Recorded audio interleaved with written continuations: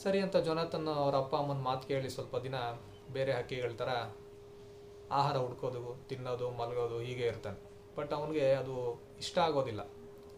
ಒಂದು ವಾರ ಆಗುತ್ತೆ, ಅವನು ಮನಸ್ಸು ಹೇಳುತ್ತೆ, ಇಲ್ಲ ನಾನು ಮತ್ತೆ ಹಾರದನ್ನ ಕಲಿಬೇಕು, ಹಾರದನ್ನ ಕಲಿಯೋದ್ರಿಂದ ನಮಗೆ ಸ್ವತಂತ್ರ ಸಿಗುತ್ತೆ, ನಾವು ದೂರ ದೂರ ಹೋಗ್ಬೋದು, ಅಲ್ಲಿ ಆಹಾರಗಳನ್ನ ಹುಡ್ಕೊಬೋದು ಅಂತ ಅವನ ಮೈಂಡಲ್ಲಿ ಓಡ್ತಾ ಇರುತ್ತೆ. ಸೊ ಒಂದು ವಾರ ಆದಮೇಲೆ ಮತ್ತೆ ಹಾರೋದಕ್ಕೆ ಹೊರಟೋಗ್ತಾನೆ ಅವನು. ಅಲ್ಲಿ ಹೋಗಿ ಲೋ ಲೆವೆಲ್ ಫ್ಲೈಟ್ಸು ಮತ್ತು ಬೇರೆ ಬೇರೆ ಟೆಕ್ನಿಕ್ಸ್ನೆಲ್ಲ ಪ್ರಾಕ್ಟೀಸ್ ಮಾಡ್ತಾ ಇರ್ತಾನೆ. ಹೇಗಂದರೆ ಒಂದು ಕಂಟ್ರೋಲ್ಡ್ ಸ್ಪೀಡಲ್ಲಿ ಹಾರಾಡಬೇಕು ಅನ್ನೋದು ಅವನ ಆಸೆ. ತುಂಬ ಎತ್ತರಕ್ಕೆ ತುಂಬ ಫಾಸ್ಟಾಗಿ ಹೋಗೋದು ಮತ್ತು ಅದೇ ಸ್ಪೀಡಲ್ಲಿ ಲ್ಯಾಂಡ್ ಆಗಬೇಕು, ಇದು ಅವನು ಪ್ರಾಕ್ಟೀಸ್ ಮಾಡ್ತಾ ಇರ್ತಾನೆ.